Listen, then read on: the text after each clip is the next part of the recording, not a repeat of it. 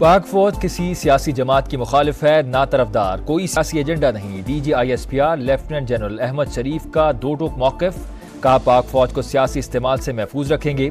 فیض حمید پر مخصوص سیاسی ایما پر آئینی حدود سے تجاوز کرنے کا الزام ہے۔ فیلڈ جنرل کورٹ مارشل کی کارروائی کا آغاز کیا جا چکا۔ ریٹائرڈ افسر کو فیئر ٹرائل، وکیل، گواہ، ثبوت، اپیل کے حقوق حاصل ہیں۔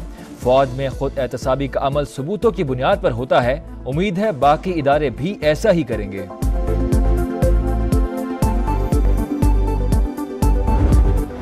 فیض حمید کیس میں جو بھی شخص ملوث ہوگا قانون کی پکڑ سے باہر نہیں ہوگا، چاہے عہدہ یا حیثیت کچھ بھی ہو۔ ترجمان پاک فوج کا بانی پی ٹی آئی کو فوجی تحویل میں لیے جانے سے متعلق سوال پر جواب، لیفٹیننٹ جنرل احمد شریف چودھری نے کہا فوجی قانون کے مطابق کوئی بھی فرد یا افراد جو آرمی ایکٹ کے تابع ہوں ان کو ذاتی یا سیاسی مقاصد کے لیے استعمال کیا جائے تو قانون اپنا راستہ خود بناتا ہے۔ فیض حمید کا ٹرائل صرف ان تک محدود نہیں کیا جا سکتا۔ بانی پی ٹی آئی اور فیض حمید دونوں ہی بینیفیشری ہیں۔ معاملات فوجی عدالتوں کی طرف جا رہے ہیں۔ وزیر دفاع خواجہ آصف کی ریڈ لائن ود طلعت میں گفتگو، کہا جنرل باجوہ سمجھ گئے تھے پی ٹی آئی والا تجربہ ناکام ہو گیا، انہوں نے پی ٹی آئی حکومت کے 1.25 سال بعد ہمیں اپروچ کر لیا تھا۔ فیض حمید کا ریٹائرمنٹ کے بعد بھی پی ٹی آئی ارکان سے رابطہ تھا۔ تحریک انصاف کے ترجمان رؤف حسن کی تصدیق، کہا سابق D G I S I سے تعلق سلام دعا تک تھا، دوستی ہو تو ریٹائرمنٹ کے بعد ختم نہیں ہو جاتی، پارٹی کے دیگر ارکان سے تعلق کا علم نہیں۔ دفاع وطن بقائے وطن، بہادر سپوتوں کو خراج عقیدت پیش کرنے کا دن، پوری قوم ملی جوش و جذبے کے ساتھ یوم دفاع آج منائے گی۔ 59 برس پہلے دشمن نے جنگ مسلط کی، دھرتی کے محافظوں نے حملوں کو ناکام بنا کر منہ توڑ جواب دیا، بری فوج نے اپنے سے کئی گنا بڑی طاقت کو زمین میں دفن کر دیا، پاک بحری نے دشمن کا غرور سمندر برد کیا، پاک فضائیہ کے شاہینوں نے بھارتی سرماؤں کے پرخچے اڑا دیے۔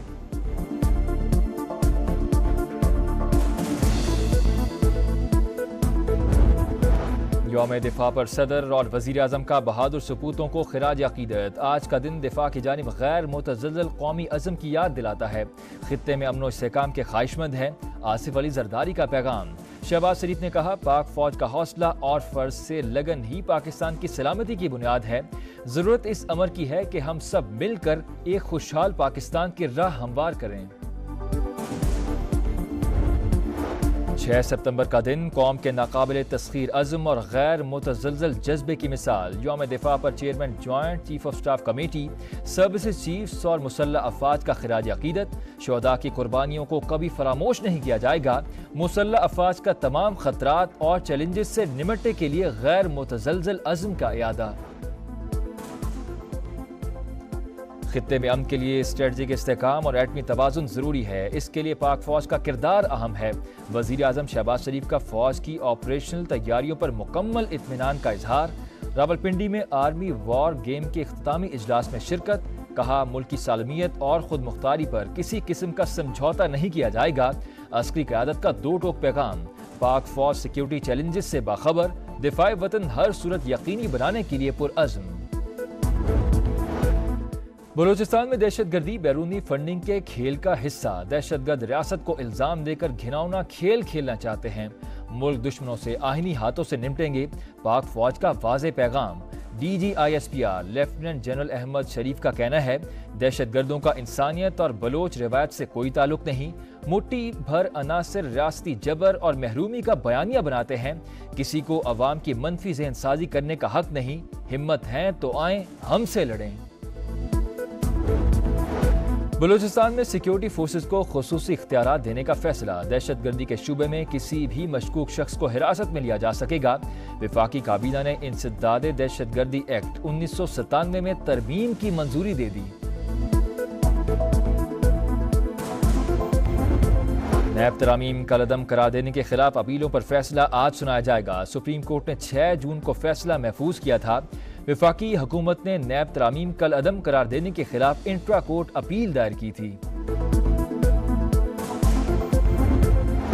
قومی اسمبلی کے بعد سینٹ سے بھی نجکاری کمیشن ترمیمی بل متفقہ طور پر منظور۔ وفاقی وزیر برائے سرمایہ کاری بورڈ، مواصلات اور نجکاری عبدالعلیم خان نے بل پیش کیا۔ بل کے تحت نجکاری اپیلیٹ ٹریبیونل قائم ہوگا، عدالتی اختیارات حاصل ہوں گے۔ عدالت عظمیٰ کا ریٹائرڈ جج نجکاری اپیلیٹ ٹریبیونل کا چیئرمین ہوگا۔ ٹریبیونل فیصلے کے خلاف 60 روز میں اپیل صرف سپریم کورٹ میں ہو سکے گی۔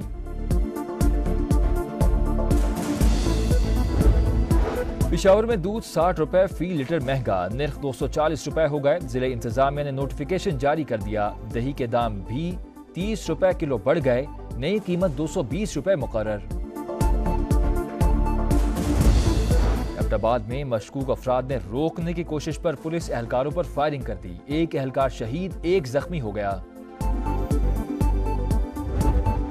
گجرانوالہ میں بھیانک واقعہ، سرکاری اسکول میں بچیوں سے مبینہ زیادتی میں ملوث ملزم گرفتار، کینٹین ملازم کے خلاف 5 مقدمات درج۔ پولیس کے مطابق ملزم بچیوں کو زیادتی کا نشانہ بنا کر ویڈیو بھی بناتا تھا، موبائل سے نازیبا ویڈیوز مل گئیں، ملزم کا اعتراف جرم۔ فیض حمید کیس میں جو بھی شخص ملوث ہوگا قانون کی پکڑ سے باہر نہیں ہوگا، چاہے عہدہ یا حیثیت کچھ بھی ہو۔ ترجمان پاک فوج کا بانی پی ٹی آئی کو فوجی تحویل میں لیے جانے سے متعلق سوال پر جواب، لیفٹیننٹ جنرل احمد شریف چودھری نے کہا، فوجی قانون کے مطابق کوئی بھی فرد یا افراد جو آرمی ایکٹ کے تابع ہوں، ان کو ذاتی یا سیاسی مقاصد کے لیے استعمال کیا جائے تو قانون اپنا راستہ خود بناتا ہے۔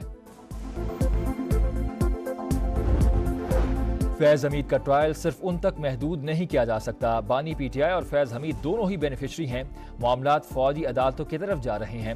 وزیر دفاع خواجہ آصف کی ریڈ لائن ود طلعت میں گفتگو، کہا جنرل باجوہ سمجھ گئے تھے پی ٹی آئی والا تجربہ ناکام ہو گیا، انہوں نے پی ٹی آئی حکومت کے 1.25 سال بعد ہمیں اپروچ کر لیا تھا۔ فیض حمید کا ریٹائرمنٹ کے بعد بھی پی ٹی آئی ارکان سے رابطہ تھا، تحریک انصاف کے ترجمان رؤف حسن کی تصدیق، کہا سابق D G I S I سے تعلق سلام دعا تک تھا، دوستی ہو تو ریٹائرمنٹ کے بعد ختم نہیں ہو جاتی، پارٹی کے دیگر ارکان سے تعلق کا علم نہیں۔ دفاع وطن بقائے وطن، بہادر سپوتوں کو خطے میں امن کے لیے اسٹریٹجک استحکام اور ایٹمی توازن ضروری ہے، اس کے لیے پاک فوج کا کردار اہم ہے۔ وزیر اعظم شہباز شریف کا فوج کی آپریشنل تیاریوں پر مکمل اطمینان کا اظہار، راولپنڈی میں آرمی وار گیم کے اختتامی اجلاس میں شرکت، کہا ملک کی سالمیت اور خود مختاری پر کسی قسم کا سمجھوتا نہیں کیا جائے گا، عسکری قیادت کا دو ٹوک پیغام، پاک فوج سیکیورٹی چیلنجز سے باخبر، دفاع وطن ہر صورت یقینی بنانے کے لیے پرعزم۔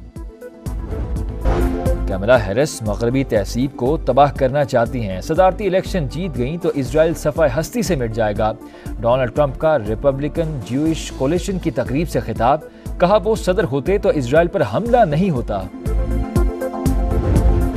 اور جھنڈے گاڑنے کا عزم، میڈل جیتنے کا مشن، پاکستانی ایتھلیٹ حیدر علی آج پیرالمپکس کے ڈسک تھرو مقابلوں میں قسمت آزمائیں گے، ٹوکیو پیرالمپکس میں حیدر علی نے گولڈ میڈل حاصل کیا تھا۔